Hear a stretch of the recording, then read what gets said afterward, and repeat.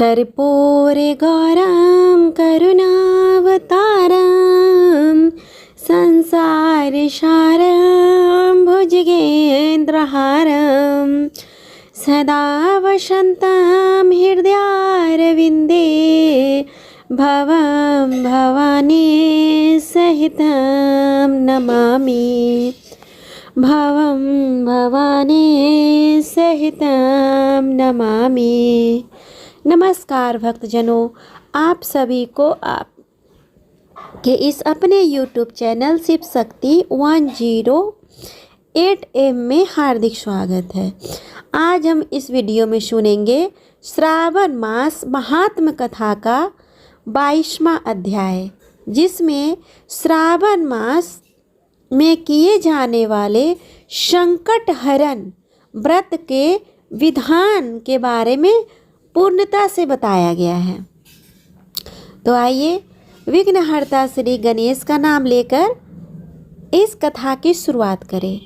और आप लोगों से अनुरोध है, कृपया कर इस कथा को पूरे ध्यान और भक्ति भाव से अंत तक सुने, ताकि इस कथा के श्रवण से मिलने वाले शुभ पुण्य फल की प्राप्ति हो तथा बीच में छोड़ने का दोष न लगे।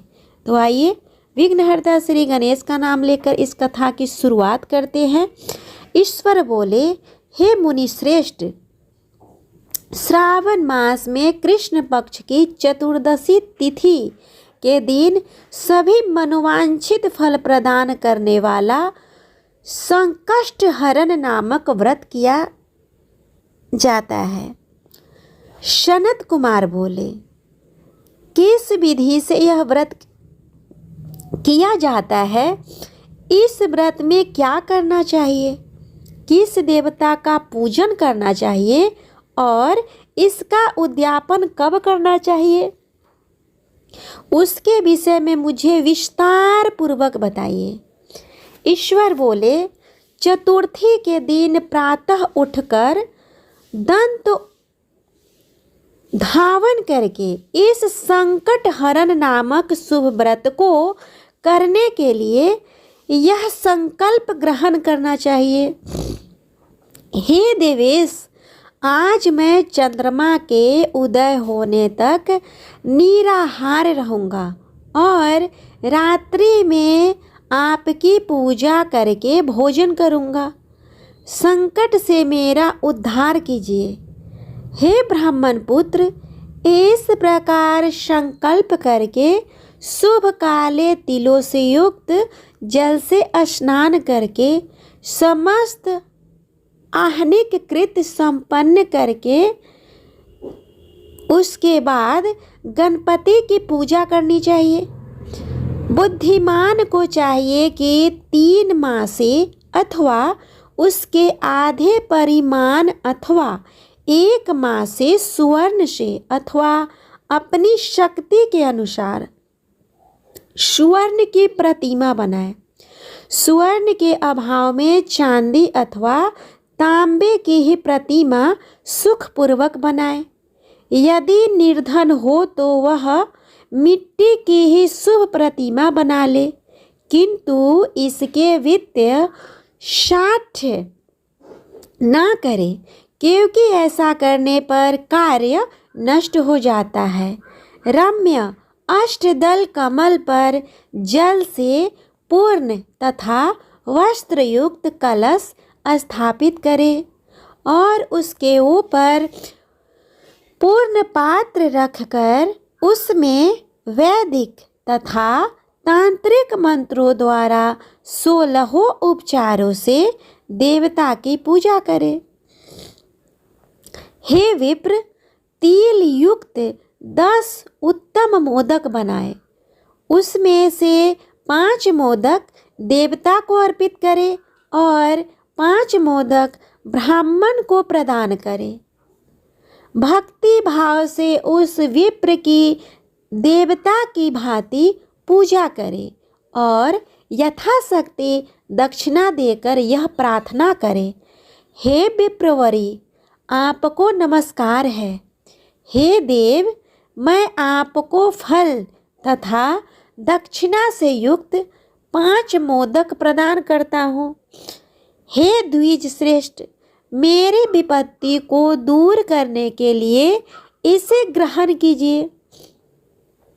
हे विप्ररूप गणेश्वर, मेरे द्वारा जो भी न्यून, अधिक अथवा द्रव्यहीन कृत्य किया गया हो वह सब पूर्णता को प्राप्त हो। इसके बाद स्वादिष्ट अन्न से ब्राह्मणों को प्रसन्नता पूर्वक भोजन कराएं। इसके बाद चंद्रमा को अर्घ्य प्रदान करें। उसका मंत्र प्रारंभ से सुनिए। हे क्षीर सागर से प्रादुर्भूत, हे सुधारूप, हे निशाकर, हे गणेश के प्रीति को बढ़ाने वाले, मेरे द्वारा किए गए अर्घ्य को ग्रहण कीजिए। इस विधान के करने पर गणेश्वर प्रसन्न होते हैं और वांछित फल प्रदान करते हैं। अतः इस व्रत को अवश्य करना चाहिए। इस व्रत का अनुष्ठान करने से विद्यार्थी विद्या प्राप्त करता है। धन चाहने वाला धन पा जाता है। पुत्र की अभिलाषा रखने वाला पुत्र प्राप्त करता है। मोक्ष चाहने वाला उत्तम गति प्राप्त करता है। कार्य की सिद्धि चाहने वाले का कार्य सिद्ध हो जाता है और रोगी रोग से मुक्त हो जाता है। विपत्तियों में पड़े हुए व्याकुल चित्त वाले, चिंता से ग्रस्त मन वाले तथा जिन्हें अपने सुहृदजनों का वियोग हो गया है, उन मनुष्यों को दुख दूर हो जाता है। यह व्रत मनुष्यों के सभी कष्टों का निवारण करने वाला, उन्हें सभी अभीष्ट फल प्रदान करने वाला, पुत्र पौत्र आदि देने वाला तथा सभी प्रकार की संपत्ति प्रदान करने वाला है। ओम नमो हिरंबाय मदमोदिताय संकष्टरस्य निवारणाय स्वाहा। यह बोलना चाहिए। बुद्धिमान व्यक्ति को चाहिए कि इंद्र आदि लोकपालों की सभी दशाओं में पूजा करे। अब मैं मोदकों की दूसरी विधि आपको बताता हूँ। पके हुए मूंग तथा तिलों से युक्त घी में पकाए गए तथा गरी के छोटे टुकड़े से मिश्रित मोदक गणेश जी को अर्पित करें। उसके बाद दुर्वा के अंकुर लेकर इन नाम पदों से पृथक पृथक गणेश जी की पूजा करें। उन नामों को मुझसे सुनिए। हे गणाधीप, हे उमापुत्र, हे अघनाशन, हे एकदंत, हे इववक्त्र, हे मूषक वाहन, हे विनायक, हे ईशपुत्र, हे सर्वसिद्धि प्रदायक, हे विघ्नराज, हे स्कंदुरो, हे सर्व संकटनाशन, हे लंबोदर, हे गणाध्यक्ष, हे गौर्यागमल शंभव, हे धूमकेतु, हे लाभचंद्र, हे सिंदूरासुर मर्दन, हे विधानिधान, हे विकट, हे शूर्पकर्ण, आपको नमस्कार है। इस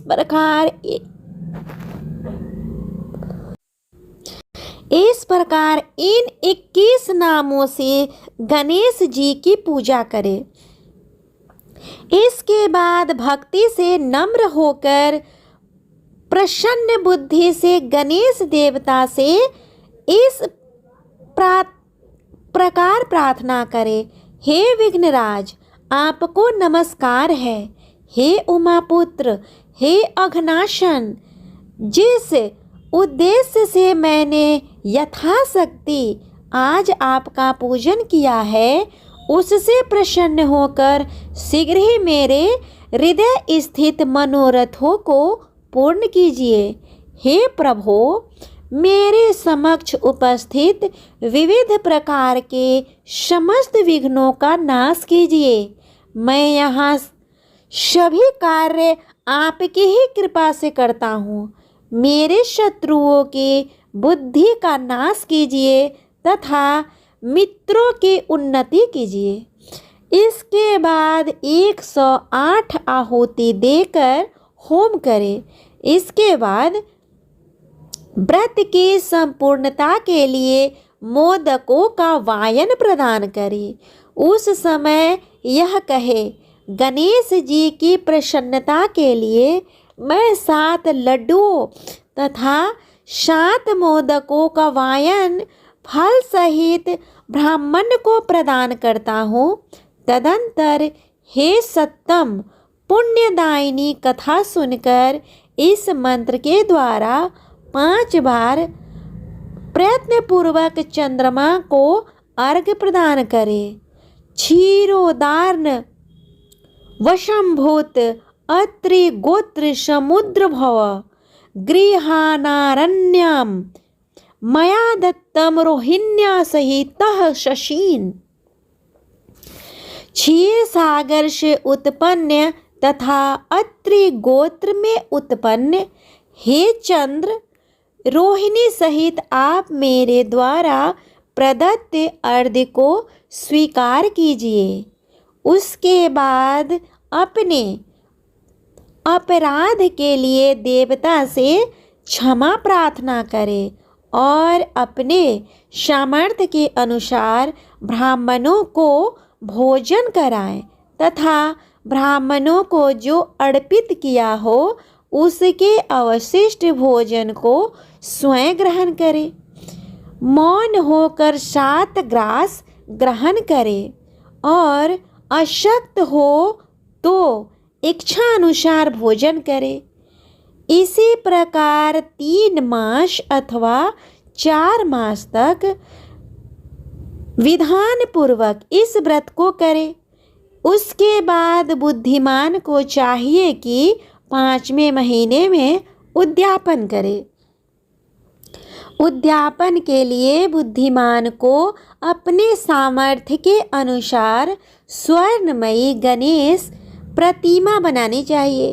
उसके बाद उस भक्ति संपन्न मनुष्य को पूर्वोक्त विधान से चंदन, सुगंधित द्रव्य तथा अनेक प्रकार के सुंदर पुष्पों से पूजा करनी चाहिए और एकाग्रचित होकर नारिकेल फल से अर्घ्य प्रदान करना चाहिए। पायस से युक्त सूप में फल रखकर और उसे लाल वस्त्र से लपेटकर यह वायन भक्त ब्राह्मण को प्रदान करे। साथ ही स्वर्ण की गणपति की प्रतिमा भी दक्षिणा सहित उन्हें दे। व्रत की पूर्णता के लिए आढ़क तिल का दान करे। उसके बाद विघ्नेश प्रसन्न हो ऐसा कहकर देवता से क्षमा प्रार्थना करे। इस प्रकार उद्यापन करने से अश्वमेघ यज्ञ का फल प्राप्त होता है और मनोवांछित सभी कार्य सिद्ध हो जाते हैं। हे सत्तम, पूर्व कल्प में स्कंद कुमार के चले जाने पर पार्वती ने मेरी आज्ञा से 4 महीने तक इस व्रत को किया था। तब 5वें महीने में पार्वती ने कार्तिकेय को प्राप्त किया था। समुद्र पान के समय अगस्त जी ने इस व्रत को किया था और 3 माह में विघ्नेश्वर की कृपा से उन्होंने सिद्धि प्राप्त कर ली। हे विप्रेंद्र, राजा नल के लिए दमयंती ने 6 महीने तक इस व्रत को किया था। तब नल को खोजती हुई दमयंती को वे मिल गए। जब चित्रलेखा अनिरुद्ध को बानासुर के नगर में ले गई थी, तब वह कहाँ गया और उसे कौन ले गया, यह सोचकर प्रद्युम्न व्याकुल हो गए। उस समय प्रद्युम्न को पुत्र शोक से पीड़ित देखकर रुक्मिणी ने प्रेम पूर्वक उससे कहा, हे पुत्र, मैंने जो व्रत अपने घर में किया था उसे मैं बताती हूँ, उसे ध्यानपूर्वक सुनो। बहुत समय पहले जब राक्षस तुम्हें उठा ले गया था, तब तुम्हारे वियोगजन्य दुख के कारण मेरा हृदय विदीर्ण हो गया था। मैं सोचती थी कि मैं अपने पुत्र का अति सुंदर मुख कब देखूंगी। उस समय अन्य स्त्रियों के पुत्रों को देखकर मेरा हृदय विदीर्ण हो जाता था कि कहीं अवस्था साम्य से यह मेरा ही पुत्र तो नहीं। इसी चिंता में व्याकुल हुए मेरे अनेक वर्ष व्यतीत हो गए। तब दैव योग से लोमस मुनि मेरे घर आ गए। उन्होंने सभी चिंताओं को दूर करने वाला संकष्ट चतुर्थी का व्रत मुझे विधि पूर्वक बताया और मैंने 4 महीने तक इसे किया। उसी के प्रभाव से तुम शंबरासुर को युद्ध में मारकर आ गए थे। अतः हे पुत्र, इस व्रत की विधि जानकर तुम भी इसे करो, उससे तुम्हें अपने पुत्र का पता चलना जाएगा। हे विप्र, प्रद्युम्न ने यह व्रत करके गणेश जी को प्रसन्न किया। तब नारद जी से उन्होंने सुना कि अनिरुद्ध बानासुर के नगर में है। इसके बाद बानासुर के नगर में जाकर उससे अत्यंत भीषण युद्ध करके और संग्राम में शिव सहित बानासुर को जीत कर पुत्रवधु सहित अनिरुद्ध को प्रद्युम्न घर लाए थे। हे मुने, इसी प्रकार अन्य देवताओं तथा असुरों ने भी विघ्नेश की प्रसन्नता के लिए यह व्रत किया था। हे सनत कुमार, इस व्रत के समान सभी सिद्धियां देने वाला इस लोक में कोई भी व्रत, तप, दान और तीर्थ नहीं है। बहुत कहने से क्या लाभ, इसके तुल्य कार्य सिद्ध करने वाला दूसरा कुछ भी नहीं है। अभक्त, नास्तिक तथा शठ को इस व्रत का उपदेश नहीं करना चाहिए, अपितु पुत्र, शिष्य, श्रद्धालु तथा सज्जन को इसका उपदेश करना चाहिए। हे विप्रशे, हे धर्मनिष्ठ, हे विधि नंदन, तुम मेरे प्रिय हो तथा लोकोपकार करने वाले हो, अतः मैंने तुम्हारे लिए इस व्रत का उपदेश किया है। इस प्रकार स्कंद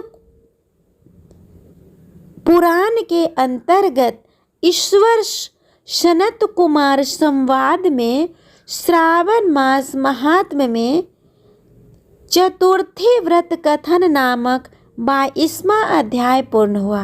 भक्तजनों, ये व्रत कथा आप लोगों को कैसा लगा प्लीज़ कमेंट करके बताएं, और अगर अच्छा लगा हो तो मेरे वीडियो को लाइक और शेयर करें, साथ ही मेरे चैनल को भी सब्सक्राइब कर लें ताकि जब भी मैं इस तरह का वीडियो अपलोड करूं उसका नोटिफिकेशन सबसे पहले आपको मिले।